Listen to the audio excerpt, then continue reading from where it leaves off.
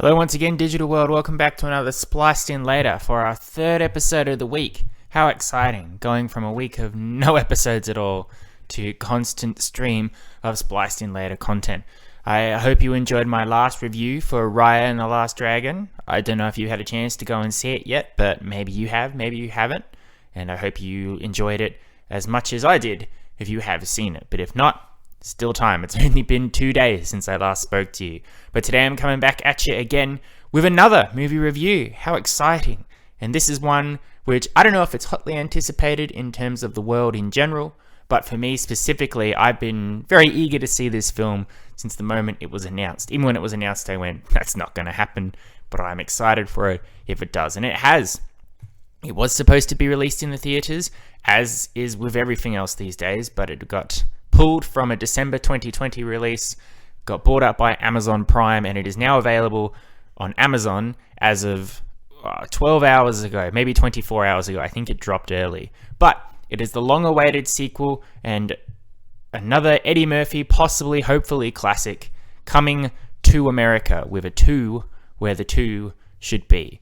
Now, housekeeping before I get into it, you are familiar, I'm sure, if you have checked in, but if you are brand new to this show, you will know that I love the original Coming to America that came out in the 80s, so much so that when I did my episode focusing on Eddie Murphy in general, the main point of that movie episode was how much I loved Coming to America. The episode title is even called Coming to America, more than Eddie Murphy itself. The thumbnail is the Coming to America poster. It's an absolutely fantastic film, which I love to this day, and it still holds up no matter how many times I watch it. I have to give a brief update of what that movie is, just so I can talk about this sequel.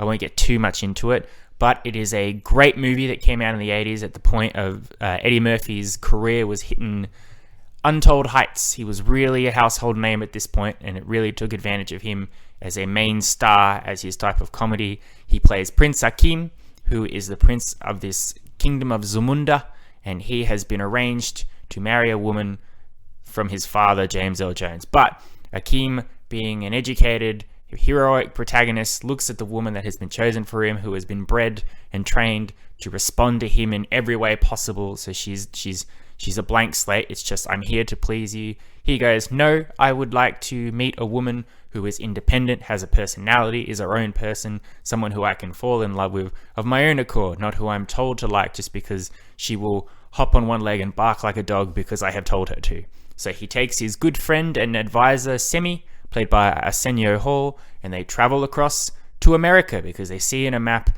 that New York City has a place called Queens, which is where they will find Akeem's future bride. When they get to America, it's the usual comedy of how different it is to Zamunda in terms of how loud it is, how aggressive it is, how violent it is, how forward-thinking as well it is, or how backwards-thinking it is, depending on where you are in the world. He comes across a variety of characters. The big hook of Coming to America was that a lot of these characters were also played by Eddie Murphy and Arsenio Hall under heavy makeup or doing different accents or other things which may not age well today, but at the time is fine, and let's not focus on that too much. They play a barbershop trio, they do a creepy churchman, a very bad singer, all sorts, and they always give these characters these very over-the-top personalities which are fun to look at. While there, Akeem gets a job working at a place called McDowell's, which is absolutely nothing like McDonald's, so don't even try and sue McDonald's. McDowell's is completely different, very different. You may have the Big Mac, but they've got the Big Jack, or maybe Hungry Jacks could sue. No, it's the Big Mick. It's the Big Mick. Sorry, I got lost in my own brain there. While he's working there, he meets the daughter of the owner called Lisa, and obviously right from the point, this is the woman that Akeem's going to fall in love with, and basically, to cut a long story short, he manages to convince his parents that this is what he wants, and this is the way of the future, and the movie ends with him and Lisa going back to Zamunda and getting married. There we go, that's out of the way. Top-notch, 10 out of 10 movie, fantastic comedy, Eddie Murphy great, Arsenio Hall great, iconic film. Check it out if you haven't seen it. Now we come into Coming to America. I'll try not to emphasize the 2 so much.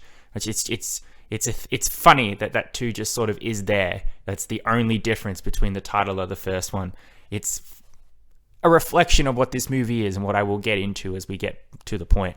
To give you a very brief plot update of Coming to America, the movie literally takes up 30 years to the day since the last movie ended, as it is Akeem's wedding anniversary. And he's celebrating the day with his 3 wonderful daughters, who are all very independent, very wonderful people.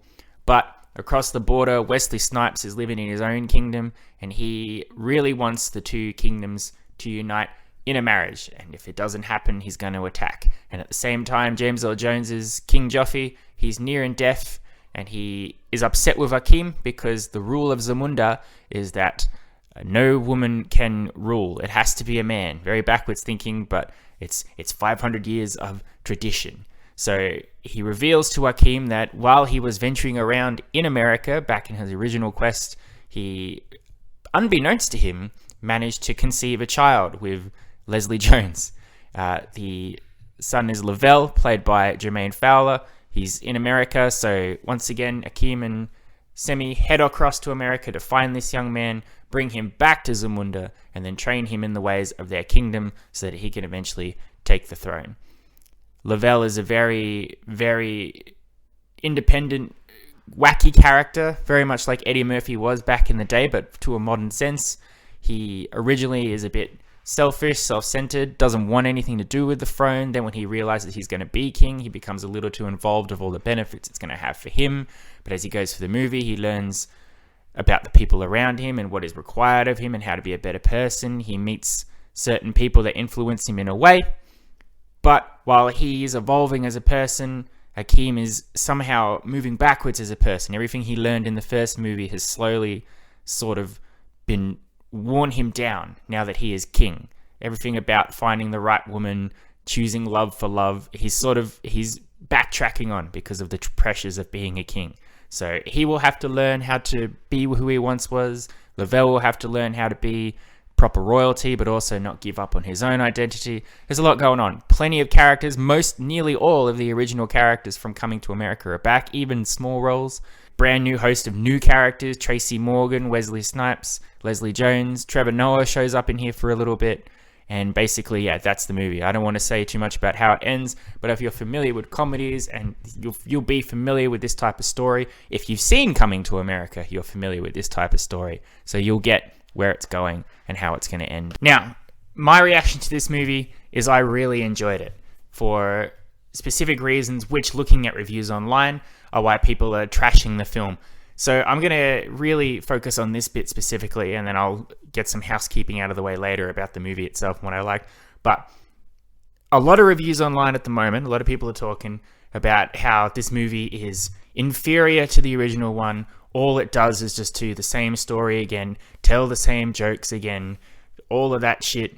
It doesn't make new ground. It doesn't try to be its own thing. It's not as funny as the original, so it's just a waste of time, a retread. Don't worry about it. But here's the thing. That's the point of this movie. This movie is made specifically for that. They even commented on the movie at the point. They make a reference about how these days movies are either just superhero movies, remakes, or sequels to really old movies that don't need to be made and would have been better if they just left the movie alone. And this movie itself calls itself out on that. But what is different from where other movies like Anchorman 2, Zoolander 2, Dumb and Dumber 2 try to be sequels to their original movies, but go bigger and bolder and funnier and try to top that movie in every way possible, this doesn't. This is a movie that knows why you are watching it and why it exists. And the reason you are watching this movie is because you loved Coming to America and you just want to see that sort of stuff again. It is a movie for nostalgia. If you are anticipating this movie, it's because you liked the original Coming to America, which may not be a lot of people, depending on how familiar you are with movies in general. You either will have had to have seen Coming to America and loved it to a point where you want to watch this movie. You are familiar with Eddie Murphy's old work in Coming to America and you want to see Eddie Murphy again. But it is not really a movie where someone who has not seen Coming to America is going to see it and go, yes, I want to watch this movie which clearly establishes that it is a sequel to another movie by having a 2 literally in the middle of the title. If you want to watch this movie from Coming to America, I feel like you want to remember what it was about the first film that made you laugh. And that's what this movie excels at with its nostalgia. It is a celebration of the first film.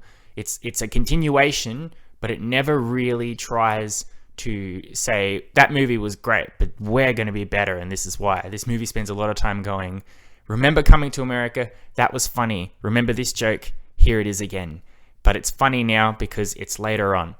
You may not like it as much as the original. You may not think it's as funny, but you will have the nostalgia of seeing it in the original movie, which will be more than enough to make you smile while you remember. Now, you might say, well, that's a poor excuse for a movie. That shouldn't be what movies are about. Movies have to do their own thing. They have to be smart individual properties. Yes and no. Movies can be whatever they want them to be, if that's what you're looking for. People complain about superhero movies. There's so many of them, and it's the same thing over and over again. And as a result of that, they're bad.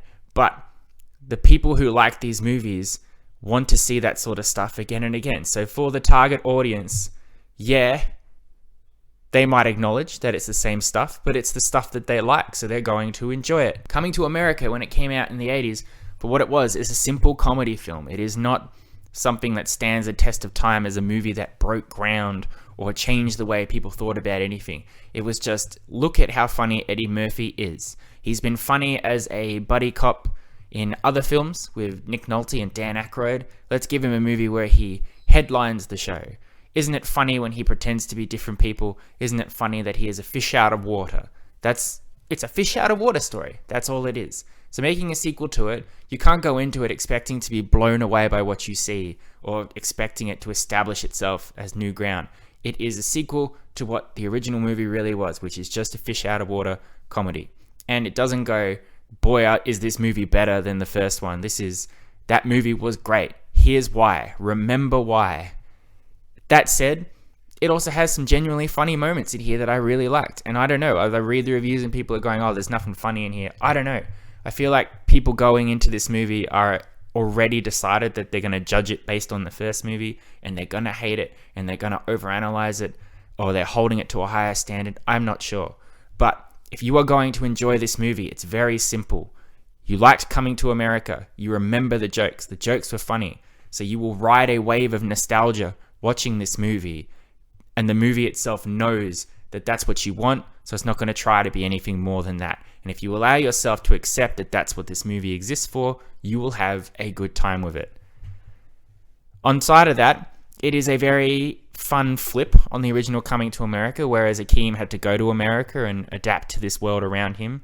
Lavelle has to come to Zamunda. Now, we knew very little about Zamunda in the first Coming to America, except that it was this vibrant world. This movie is very smart in that it doesn't try to expand the world outside the kingdom. If it tried to world build Zamunda, I think it would fall apart on itself. But it just stays in the kingdom. It's just Akeem's family and Lavelle's family cohabitating together in their castle, in their throne room, in their whatever it is, teaching Lavelle the ways of being a Zamundan royalty. And that's it. And I think that's interesting enough without getting over the top. The most outside the world you get is Wesley Snipes' neighboring kingdom. I think Wesley Snipes is an interesting addition. I think he tries a little bit too hard to be funny, but he does have some generally giggle moments, which I thought were okay. And he's from a kingdom that still was present in the first movie, so it's not trying to do anything too different than what the original movie had, which is pretty good. Eddie Murphy, surprisingly, is not really the star of this movie. He's in it. He is the big draw of the movie, and he falls back into the role of Akeem very easily. But this mainly is Jermaine Fowler's movie. It's Lavelle's movie. It's him coming into Zamunda and learning all the things and growing as an individual. Akeem's main story about being closed off and becoming this king that he doesn't want to be means that for a majority of the film, he's not really in it. And when he is, he's not really the Akeem quite that we remember. But I don't know if it's because Eddie Murphy didn't want the spotlight, or if he's allowing that a younger man needs to head the comedy sort of thing. But there were a lot of times watching this movie, and I was like, we're not seeing a lot of Eddie Murphy at the moment. Like, that's not bad. I'm not going, where's Eddie Murphy?